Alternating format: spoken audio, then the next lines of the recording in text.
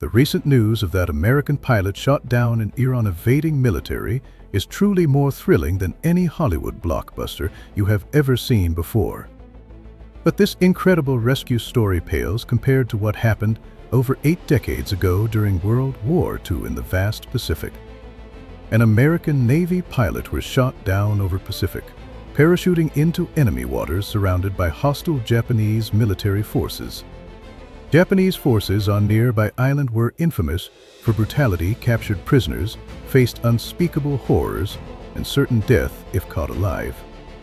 Just as enemy patrol boats approached within meters, death certain, a massive steel submarine emerged from dark ocean depths to rescue him.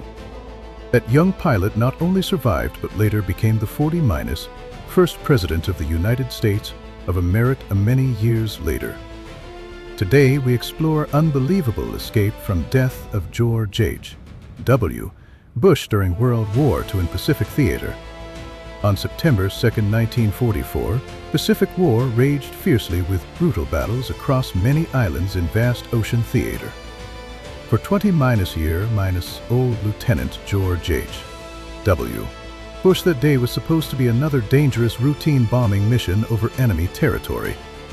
He piloted TBM Avenger named Barbara, preparing to take off from light aircraft carrier USS San Jacinto that morning. Their target was Chichijima, heavily fortified island north of Iwo Jima, about 1,000 kilometers from Japanese mainland coast. Though small, island served as crucial communications hub and vital supply center for Japanese forces throughout the Pacific region. Island garrisoned by over 20,000 Japanese soldiers protected by extensive anti-mine aircraft gun network covering all directions. Entire island like giant sea hedgehog covered in countless steel spikes, making any attack extremely dangerous, nearly suicidal. Bush flew with 2 trusted crew members who shared every danger: radio man John Delaney and gunner Ted White. 3 men had flown together many times before, navigating through heavy enemy anti-mine aircraft fire, returning safely home. As bomber formation approached Chichijima with engines roaring, Japanese air raid sirens began wailing urgently across island. Suddenly sky erupted with intense anti-mine aircraft fire from below, black flak bursting everywhere around their aircraft in deadly dance. Bush gripped control stick tightly with sweating palms, eyes locked firmly on primary target below, tall radio are rising above trees. He pushed aircraft nose down sharply, beginning steep dive toward target while wind screamed past windows ground, rushing up rapidly. Right then, the most terrifying thing on the battlefield happened with a heavy muffled boom that shook the entire aircraft violently. A Japanese anti-mine aircraft shell had scored a direct hit on Barbara's engine compartment, setting the aircraft ablaze instantly. In that instant, blinding scorching flames erupted from beneath the cowling while thick black smoke poured into the cockpit. The cabin temperature spiked dramatically, red warning lights flashed wildly, and alarms blared in unison all around them. But at that moment, they were only seconds away from the perfect drop point for their bombs on the target below. Bush endured the agonizing suffocation of acrid smoke, shouting over the comms system to his crewmates. He did not choose to immediately abandon the aircraft, instead relying on sheer willpower to keep it on target. Until the very last second of the bombing run, he decisively pressed the release button to drop their payload. Her 500-pound heavy bombs screamed toward the Japanese facilities on the island below them. Seconds later, massive chain explosions rumbled below, sending enormous flames shooting high into the sky above. The mission had been accomplished successfully, but now the Grim Reaper had arrived in full force for them. The aircraft had completely lost all control. The stick felt as heavy as solid lead in Bush's hands now. The entire plane, like a massive piece of burning scrap metal, tumbled and plummeted helplessly toward the ocean. Bush knew very well that if they did not bail out immediately, they would all go down with the plane into the deep. He screamed frantically into the intercom system, "Bail out! Bail out! over and over again as loudly as he could. But all he heard in response was only static. There was no response at all from his two crewmates anywhere. The fire was spreading unstopped, ably to the wings now, and the plane could disintegrate and explode in mid-minus air at any second. Bush quickly unbuckled his safety harness, using all his strength to push open the heavy canopy above him. The howling high-altitude wind instantly rushed in, pinning him brutally to his seat like an invisible wall of solid force. Expending his very last ounce of strength, he finally broke free from the aircraft's hold and leapt out into the endless blue. However, misfortune did not easily let go of this young American pilot in his moment of desperate escape from the burning aircraft. The moment he pulled his parachute rippered, because the plane was falling incredibly fast, he smashed violently into the tail section with brutal force. The massive impact tore a huge gash in his head, and the parachute canopy was ripped with several large holes by sharp metal edges. Semi-conscious, his vision going black at the edges, he fell like a torn leaf toward the turbulent Pacific Ocean at terrifying speed. With a heavy splash, Bush slammed into the freezing cold ocean surface, the massive reaction force snapping him awake instantly. But it also caused him to unexpectedly swallow gulps of bitter, salty seawater that burned his throat and lungs. Enduring agonizing pain, he struggled to the surface, the wound on his head still bleeding profusely into the ocean around him. The warm blood quickly dyed a small patch of water around him crimson-red as he floated weakly in the vast ocean. He frantically wiped off water from his eyes and looked around desperately, seeing only vast ocean, rolling waves, and Chichijima in distance still billowing black smoke. His bomber had forever sunk to bottom of sea, and his two crewmates, Delaney and White, never resurfaced at all anywhere. A crushing sense of despair and deep guilt instantly enveloped him like ice-cold water pouring over his body and soul. He was only 20 years old, yet at this moment he had to face dual hell of grieving fallen brothers and surviving alone in this sea of death. But he knew he had no time to mourn nor feel sorry for himself. Survival had to come first, no matter what. He was acutely aware that spilling blood would soon attract bloodthirsty Pacific sharks, and 10,000 times more terrifying than sharks were enemy defenders on that nearby island. He had to act immediately without delay. There was simply no time to waste in his current precarious situation. He frantically untangled himself from parachute harness to avoid being dragged down by waterlogged and heavy chute. Then anxiously searched churning waves for his lifesaver, the bright yellow, inflatable life raft that all pilots carried. Miraculously, the pilot-issued life raft was floating not far away, bobbing up and down in the rough ocean waves nearby. He swam over with all his remaining strength, grabbed inflation valve with freezing stiff fingers, and yanked it as hard as he possibly could. With loud hiss, CO to cartridge quickly inflated raft, he used last ounce of strength to roll aboard, collapsing like puddle of mud into tiny to meter raft. But the real extreme survival crisis was only just beginning for this young 20-year-sold pilot lost at sea. The wind direction on surface suddenly shifted, mercilessly blowing his powerless life raft inch by inch toward enemy-held island shore. And at that moment, on heavily guarded coast of that island, enemy lookouts had already spotted the bailed out American pilot floating nearby. Several heavily armed high-speed enemy patrol boats, like starving wolves catching scent of blood, quickly left port toward his location. The dark muzzles of anti-aircraft machine guns on their bows were already coldly aimed at that bright yellow dot floating alone on the sea. If you truly understood enemy garrison on that island at the time, you'd know what kind of abyssal terror he was facing right now. The Supreme Commander there was exceedingly brutal, and captured American pilots received zero protection under international law at all. They weren't just subjected to hair-raising inhuman torture. After murder, twisted officers ordered their chefs to prepare meat for sickening appetizers. This was most spine-chilling cannibalism incident in entire history of Second World War in Pacific theater. Even though Bush, drifting alone at sea, didn't know all sickening twisted details, he knew deep down capture was fate worse than death itself. Drowning peacefully in ocean was 1,000 times better option than suffering whatever they would do to him if captured alive. Watching enemy patrol boats grow larger and clearer in his field of vision, Bush felt unprecedented despair and absolute terror.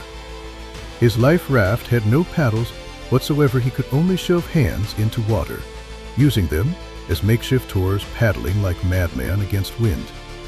But human flesh and blood are too insignificant against vast ocean and powerful motor-driven warships with engines roaring. The roar of enemy boats' diesel engines grew louder, and he could even see menacing faces of enemy soldiers holding rifles on deck now. The Grim Reaper's scythe was already resting on his neck. Everything seemed destined to end right here and now. Just as everything seemed destined to end, a piercing, deafening roar of aircraft engines suddenly erupted from clear blue sky above them. For American Hellcat fighters descended like avenging gods, roaring as they skimmed the ocean surface at high speed. It turned out American Air Formation, returning to base, had spotted Bush's fatal predicament from high above earlier. These fighter pilots, just as bloodthirsty for payback, didn't hesitate to drop altitude, aim at enemy boats, unleash furious barrage from wing-mounted 50 caliber machine guns. The ocean surface was instantly torn up by terrifying water spouts from dense concentrated gunfire from above. The decks of enemy patrol boats were instantly riddled with holes, wooden metal shrapnel flying wildly in every direction. Enemy soldiers fell screaming, and survivors could only turn around in terror and flee back to port as fast as possible. The fighters circled low over Bush for a while, dipping their wings in rhythmic gesture as if using silent language to tell him something. It was as if they were saying, "Hold on, brother, we will never abandon you out here to die alone." Only then, due to critically low fuel warning lights blinking in their own cockpits, did they reluctantly pull up and fly away toward home. Though enemy boats were temporarily beaten back, Bush's situation remained as perilous as walking a tightrope without a safety net. He was a lone boat in vast ocean, drifting for grueling for hours that felt like an eternity to him. The unforgiving, toxic sun of Pacific mercilessly scorched his exposed skin, and salt from seawater stung his bleeding head wound like countless needles. He felt extreme thirst, severe dizziness, nausea, and exhaustion that reached very marrow of his bones deep down. During these tortuous hours, he leaned over edge of raft and vomited several times, stomach already empty, leaving only dry heaves. Huddled in tossing raft, looking at boundless ocean in every direction, loneliness, cold fear of unknown washed over mental defenses wave after wave. He even began to pray to God silently, mentally preparing himself for inevitable arrival of death that seemed certain now. But what he didn't know was that in order to pull him out of this sea of death, massive national level rescue net had been fully deployed already. Upon confirming downing of his bomber, command of U.S. Pacific Fleet immediately issued highest level absolute order to all rescue assets. You must bring this pilot home at all costs. That is absolute. No excuses. Failure is not an option for us here. At that very moment, in deep waters, not far from Chichijima coastline, a 90-5- meter long steel Leviathan unloaded with torpedoes received this urgent directive. The USS Finback's original mission was to execute silent combat patrol in these highly dangerous waters, waiting for a perfect moment to torpedo armed transport ships. At this critical juncture, sneaking into near shore waters, heavily guarded by enemy constantly swept by submarine patrol planes to execute blatant single-man rescue was tantamount to snatching meat from tiger's mouth.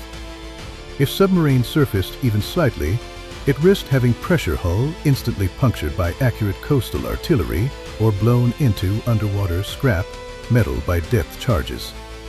But the commander of the Finback, upon seeing that urgent telegram, didn't hesitate for even a single second before making his decision. He immediately ordered all non-minus essential equipment shut down, put entire ship on battle stations, changed course instantly toward Bush's coordinates. Time ticked by in dead silence amid sound of crashing waves, while Bush, already delirious from sun, suddenly felt currents beneath him shifting bizarrely. At first, his heart stopped and leapt into his throat, terrified it was massive Pacific tiger shark drawn there by blood still leaking from his wound. Then, just few dozen meters away, in dark waters, without any warning at all, a long metal tube-pierced surface, it was Submarine's periscope. Following that, calm water began to boil violently, churning with massive white underwater bubbles rising everywhere around that location. Accompanied by scalp, minus ingling deafening mechanical roar of displacing water, massive cold kelp minus draped black metal hull breached surface. Like Leviathan forcibly awakened from deep minus, see mythology, it domineering lie blocked path right in front of Bush's tiny life raft, as if claiming territory. That visual impact and emotional shock of that moment were enough for George H.W. Bush to remember vividly for the rest of his entire life. The heavy hatch on Submarine's forward deck was kicked open. Several heavily armed American sailors rushed out onto slick, wet deck immediately. Risking being sniped at any moment by enemy shooters on Chichijima, they braved crashing waves, stood at edge of narrow deck, tossed thick rescue line accurately to Bush. Bush's bodily functions were completely exhausted. He didn't even have strength left to lift his arm and grab that rope they'd tossed to him. Seeing this, those sailors didn't hesitate for even a second. They leaned far out over dangerous water, grabbed flight suit and arms in death grip, hauled him forcefully like pulling up root. It wasn't until his feet genuinely touched cold, hard steel of Sub's deck and heard familiar, angry English shouts around him that he dared believe. A submarine officer named Bill looked at exhausted young man before him, face covered in blood, soaking wet, shivering uncontrollably. That officer extended a firm right hand and calmly said, "Welcome aboard, sir," with quiet dignity and respect for what he'd survived. Bush, his voice trembling so much it almost changed pitch entirely, eyes red from tears and salt water, replied, "Happy to be here, sir." This incredibly precious footage of life minus death rescue under hail of bullets was authentically captured by medical officer using portable hand minus cranked camera. That footage would later go on to become one of most classic in Seoul, minus stirring historical images of entire Second World War in Pacific. Bush was successfully rescued, but his survival didn't immediately end in this safe haven submarine. He still had wartime service ahead. According to wartime regulations at that time, because Submarine's mission could not be aborted, he remained on board for an entire month. He even personally experienced terrifying moments of Submarine being frantically bombarded by enemy depth charges, shaking violently on ocean floor. On verge of death at any second, this extraordinary experience accompanied by extreme terror, shadow of death, rebirth through fire reshaped his soul. He survived carrying endless guilt for sacrifice of two brothers minus in minus arms, ultimate reverence for life, profound understanding of national power. Ultimately, decades later on political stage, he became 40 minus, first president of United States of America, carrying all those experiences with him always. From dark abyss, where he could have brutally died at enemy hands or even become monster's meal, to being dominantly scooped up by own nation's submarine. This heart minus, stopping no minus holds minus, barred rescue, not only saved young promising life, but also inadvertently altered course of American and world history. Do you find this kind of national minus level rescue operation going deep behind enemy lines at all costs, even risking 10 lives to save one mind minus blowing? That pilot who recently escaped in Iran and George H.W. Bush wandering edge of Cannibal Island 9 decades ago, does human survival instinct always give you goosebumps? Leave your most honest thoughts in comments section below this video right now. We'd love to hear what you think about everything you just watched. If you enjoy these hardcore, brutal, yet humanity-minus, filled true historical stories that we bring you every week, don't forget to like, subscribe, and share this video. We have so many more incredible, unforgettable true stories from history's most dramatic moments waiting for you right around the corner. Click that subscribe button and ring notification bell right now so you never miss a single one of these amazing stories we release every single week without fail. And as always, thank you so much for watching, for engaging, for being part of this amazing community of history lovers we're building together here. We'll see you again next day with another incredible, mind-blowing, completely true story from the most dramatic moments in human history.